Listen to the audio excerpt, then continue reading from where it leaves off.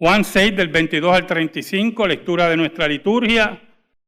Podemos hablar del malagradecimiento a la gracia. El malagradecimiento era un mal muy perenne en Israel. Malagradecimiento al Dios verdadero. Muy repetible, enconado y con blasfemias muy hirientes. El malagradecimiento de Israel es un síntoma de tener un corazón interesado y no piadoso y humilde delante de Dios, el cual acepta su voluntad, sabiendo que la voluntad de Dios siempre será lo mejor para nuestras vidas. Es interesante que ese malagradecimiento que vemos en Éxodo 16, del 1 al 15, y que se empodera más adelante, es un malagradecimiento que descualifica a un grupo de personas en Israel, que identifica su carácter y su relación nula con el Dios verdadero. Pero es interesante también observar que ese malagradecimiento, que esos acontecimientos señalan a un momento de la gracia de Dios en el cual Dios cumple su palabra, Dios cumple su compromiso, Dios cumple su pacto, convirtiéndose Él en la provisión personalmente para Israel. Y lo vemos en la persona de Jesús. Oramos. Dios bueno, te damos gracias. Perdónanos porque te hemos sido infiel, pero tú permaneces fiel. Escóndenos bajo la sombra de la cruz y que tu palabra sea expuesta por el poder del Espíritu Santo y llegue al corazón de tu pueblo. Ayúdanos, Señor, y guíanos. Por Cristo Jesús oramos. Amén y amén. ¿Sabe, hermanos? Antes de este relato, Jesús había hecho un milagro increíble, que era la multiplicación de panes y peces.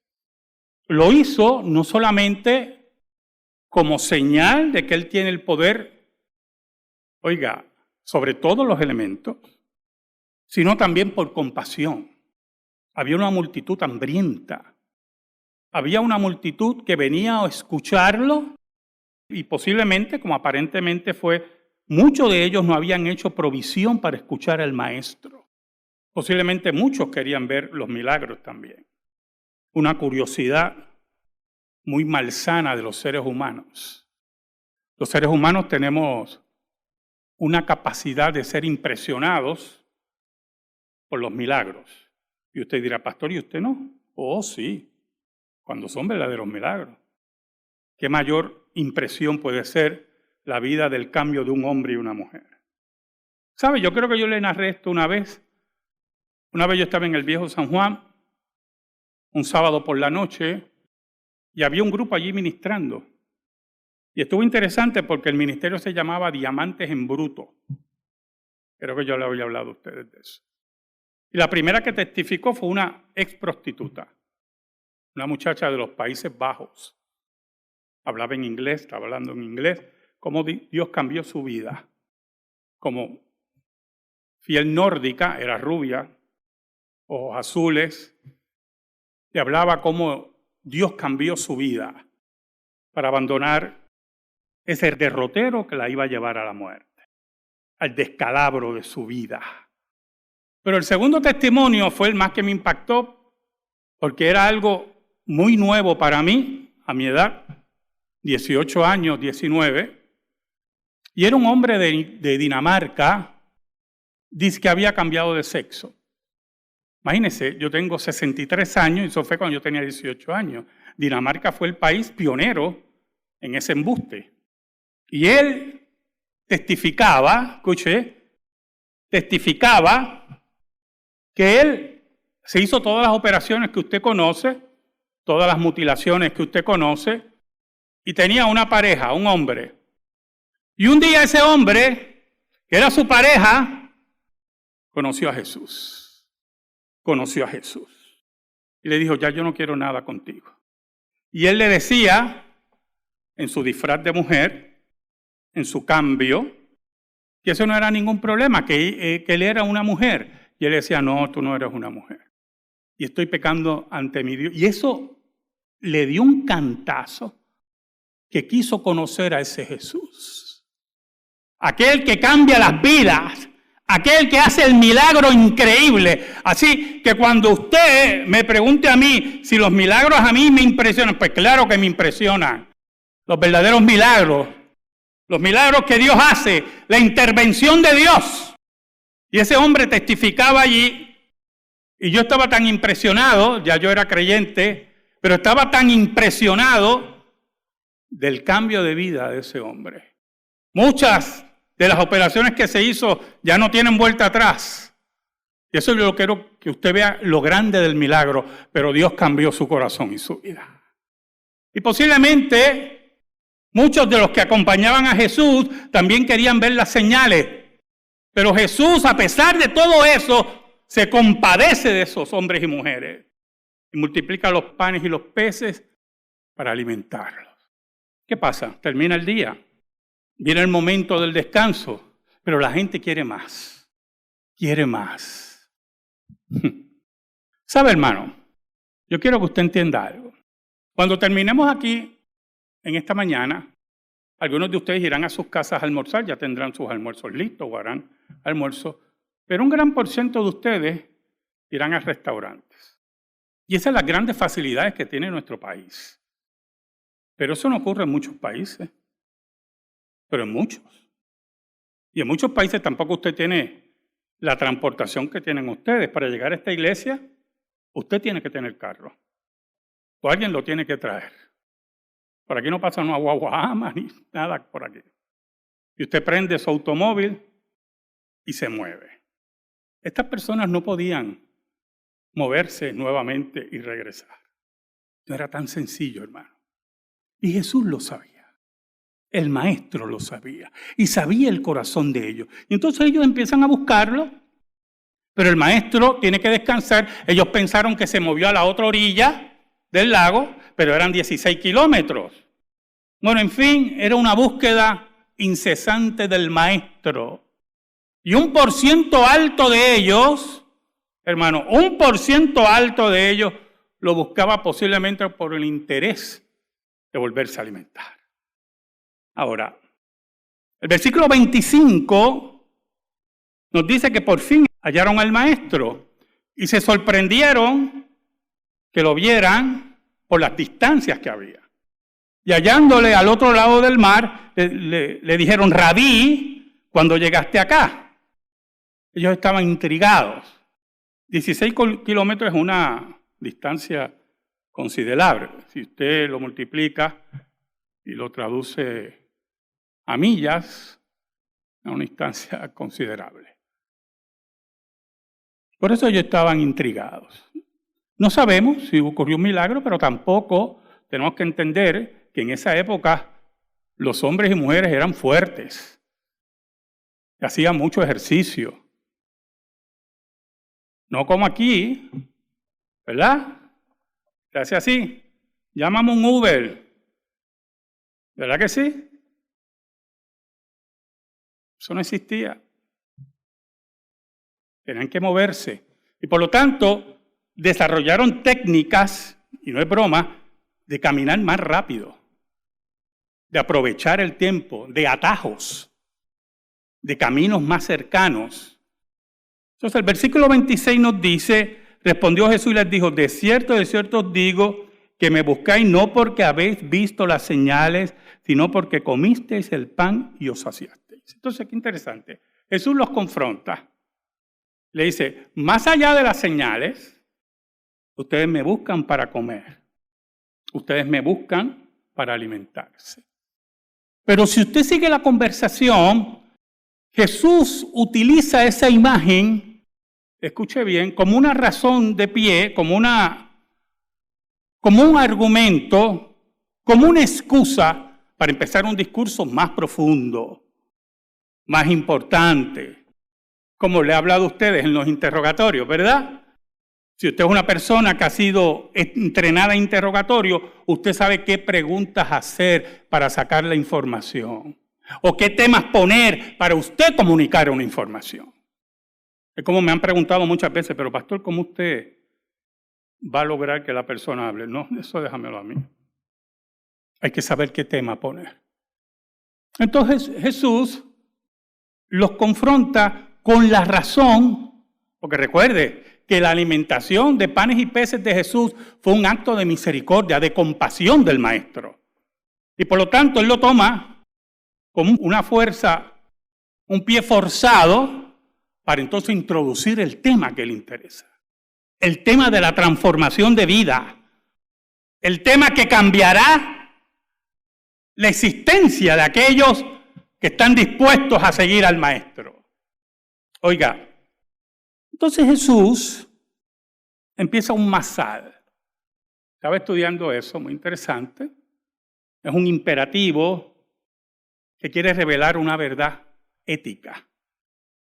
Y a través de comparaciones lo logra.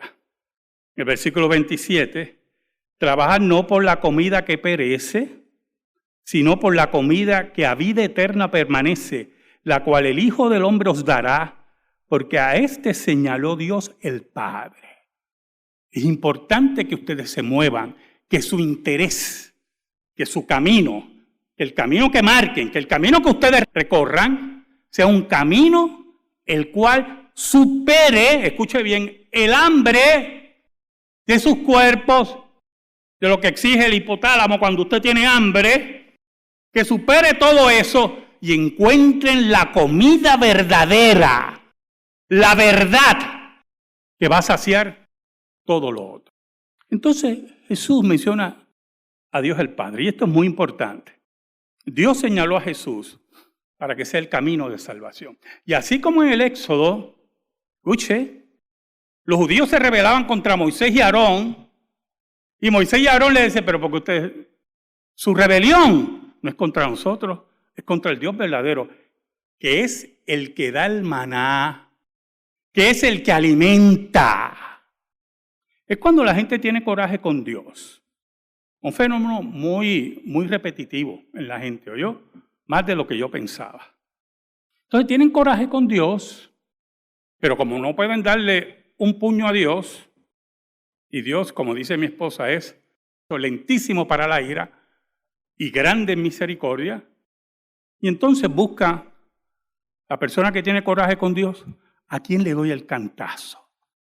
Y se lo da a la iglesia, y se lo da al pastor, y se lo da a los ancianos, se lo da a la economía de la iglesia, porque tiene coraje con Dios y busca que algo yo me imagino a Dios muerto de la risa, ¿oyó? Viendo los intentos burdos de aquellos que tienen coraje con Dios. No tenga coraje con Dios. Si la voluntad de Dios para su vida siempre será lo mejor, aunque sea dolorosa. Dolorosa, hermano. Un pensamiento que puse de Corrie ten Boom esta semana. Dios no te da un peso para romperte la espalda, hermano. Dios te da un peso para doblarte las rodillas.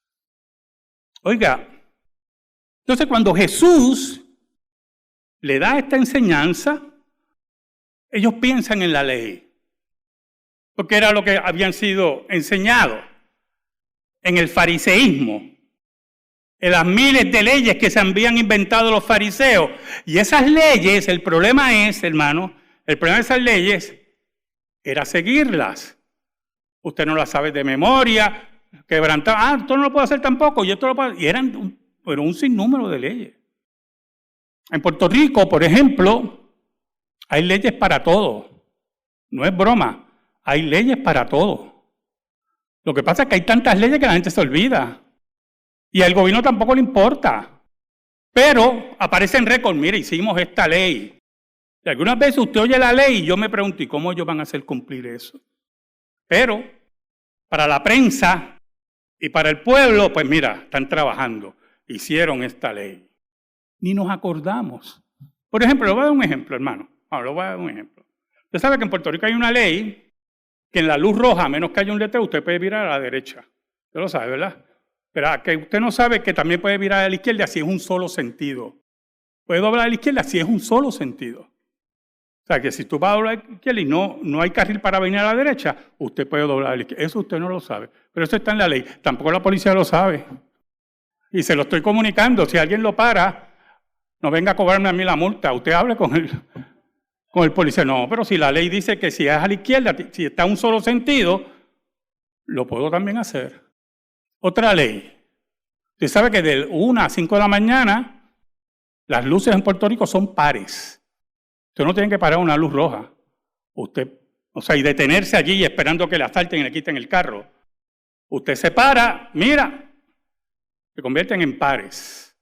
Sinceramente, yo se lo digo con mucha sinceridad, el Señor me perdone, yo estoy mirando desde lejos. Y si yo no veo que viene, yo no hago pares, yo sigo. Yo miro primero, pero desde acá, un pare. En ese pare posiblemente también me asaltan. Pero usted tiene que saber esa ley. Aquí hay leyes para todo. Así eran los judíos. Entonces ellos pensaron en la ley. Entonces mire cómo preguntan. Entonces le dijeron, versículo 28, ¿qué debemos hacer para poner en práctica las obras de Dios? O sea, ellos le dicen, caramba, pero es que son tantas leyes. Dinos específicamente qué debemos hacer para poner en práctica las obras de Dios. Es la confusión del legalismo. Es el peso que los mismos fariseos no tocaban ni con un dedo, dice Cristo. Es la tiranía de la creación de leyes para empobrecer al pueblo y tenerlo esclavizado. Entonces, cuando el pueblo se rebelaba, porque había mucha rebelión en el pueblo contra el fariseísmo, ellos lo insultaban. Esos son unos ignorantes. Esto es un pueblo, búsquenlo en los evangelios. Porque llegaba un momento que el cuerpo no aguanta. ¿Usted no ha oído eso? No hay mal que dure 100 años, ni cuerpo que lo resista. Pues así era. Y el pueblo estaba rebelde. Y por eso ellos preguntan, pero entonces dinos, porque es que no toque esto, que no beba lo otro, que no puedo que esto, que sí puedo hacer esto, que puedo alzar la mano así, pero si la alza así rompe el sábado. Toda esa tontería que se inventaron los fariseos. Y Jesús, el maestro, hermano, el maestro. Jesús quería enseñarle la paz de la gracia, el amor de la gracia. Así como tuvo compasión para alimentarlo físicamente, ahí estaba Jesús, provocando esa conversación para que vieran la paz, el amor increíble de la gracia de Dios. Respondió Jesús, versículo 29. Y les dijo, esta es la obra de Dios, que creáis en aquel que ha sido enviado. Ahí ustedes ponen en práctica la obra de Dios. Por el poder del Espíritu Santo que le da fe a ustedes. Ustedes crean en el Hijo de Dios. Ahí ustedes son aceptos a Dios. Allí se resume la ley. Allí está el maestro. Ahí está el masal sobre todo. Entonces el problema, que tienen muchos todavía, es que lo ven simple. Pero tan simple. Mire, el Evangelio es simple, hermano. Los reformadores nos enseñaron la simplicidad del Evangelio y de la gracia. Frente a las mentiras de Roma y todos sus ejercicios nulos, vacíos, idolátricos, de reliquias muertas, de caminar de rodillas, de sangrados innecesarios. Los reformadores nos enseñaron la simpleza de la gracia. Eso ellos se confunden. Y en el versículo 30 dicen, le dieron entonces, ¿qué señal pues haces tú para que veamos y te creamos? ¿Qué obra haces? Mire qué cosa increíble. No sé si está entendiendo las preguntas, hermano. Pero si ellos allá habían visto ya eso. ¿Por qué preguntan? Porque la simplicidad de la contestación de Jesús y el compromiso que envuelve era muy duro. Era la entrega total y desechar todo lo que le habían enseñado para caminar con el Maestro. Es ir allá, más allá del alimento que sustenta nuestros cuerpos, y es entregar la vida, confiar y depositar nuestra fe en Dios y en la obra de Dios. Entonces ellos dicen, pero espérate, pues haznos otro milagrito, eso es lo que está diciendo yo. Pero Jesús está allí, no, como David Copperfield, no viene ahí a hacer show, ni a hacer milagritos, hermano. Entonces, Jesús está en medio de ese conversatorio que él quería. Entonces, mire el versículo 31. Ellos siguen. Nuestros padres comieron el maná en el desierto, como está escrito, pan del cielo les dio a comer. Interesante que ellos citaran ese evento. Porque ese evento, escuche bien, no es de un rico recuerdo. Es como diciendo, mira, Dios nos dio pan. Hizo el milagro del pan y nos alimentó. Como diciendo, pues, si nos alimentó, tú nos puedes alimentar. Y todos están en ese plano todavía, como la mujer samaritana cuando es confrontada con Jesús. El versículo 32, Jesús les recuerda su rebelión.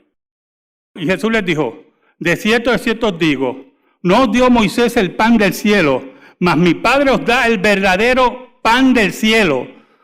Porque el pan de Dios es aquel que descendió del cielo y da vida al mundo. Entiendan, así como en el pasado no fue Moisés el que le dio el pan a ustedes, y aunque ustedes se rebelaron contra él, y hablaron mal contra los hombres de Dios, y hablaron mal contra el Dios verdadero, usted tiene que entender, como ocurrió en el versículo que leímos en Éxodo, ustedes se rebelaron contra Dios.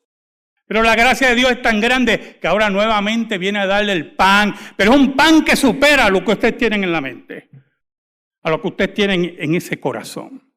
Entonces se hace difícil superarlo. Entonces ellos le dicen, Señor, danos siempre este pan. Como la mujer samaritana y el agua viva. Oh, Señor, dame esa agua para yo no venir todos los días. Wow. Es como Nicodemo. Si no naces de nuevo, como un hombre. Y Jesús lo mira. Dios, tú eres maestro de Israel y tú no sabes esto. Como diciendo, ¿qué tú haces en ese puesto? Ese es el problema de la mentalidad judía.